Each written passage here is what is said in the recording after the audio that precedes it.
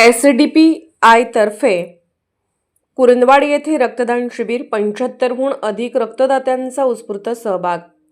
Social democratic party of India SDPI यांच्या वतीने कुरुंदवाड येथे भव्य रक्तदान शिबिराचे आयोजन करण्यात आले.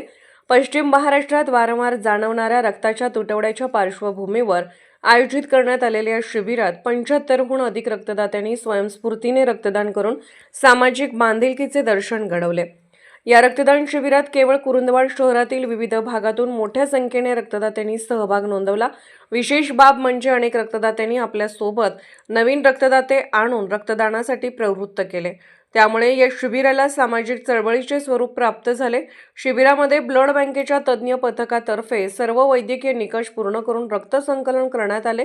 Doctor Tilak, doctor Geeta Rajput, doctor Sushmita Kadam, doctor Mayuri Havaldar, doctor Prakash Nagrade यांनी नियोजनबद्ध व सुरक्षित पद्धतीने रक्त संकलनाची जबाबदारी पार पाडली.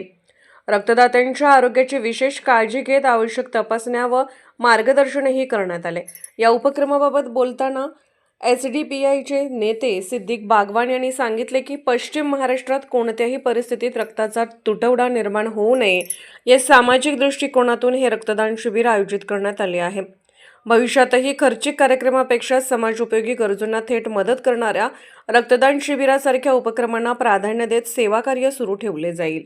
आज दिनांक 8 फेब्रुवारी 2026 रोजी social democratic party of India आणि आसपासच्या इतर ज्या सामाजिक ग्रुप आहेत त्या ग्रुपच्या वतीने रक्तदान शिबिर हे आयोजन केलं होतं.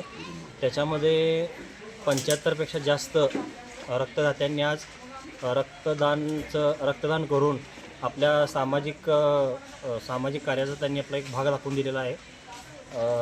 आजच्या ह्या कार्यक्रमामध्ये जेवढे आपले लोक आहेत संस्थेचे असू दे किंवा जे सामाजिक आपले ग्रुपचे असू दे, ह्या सगळ्यांचा एक मुस्लिम समाजाकडून या सोशल डेमोक्रेटिक पार्टीकडून आम्ही सर्व आभार व्यक्त करतो. या रक्तदान शिबिरामध्ये जेवढे रक्तदान केले आहेत त्या सर्व रक्तदात्यांचे आम्ही मुस्लिम समाजाकडून आभार व्यक्त करतो आणि इथून पुढे असेच रक्तदान शिबिर प्रत्येक वर्षी घेण्यात येईल आणि याच्यापेक्षा चांगला एक स्फूर्त प्रतिसाद आपल्याला लाभेल ही आशा आपण व्यक्त करतो.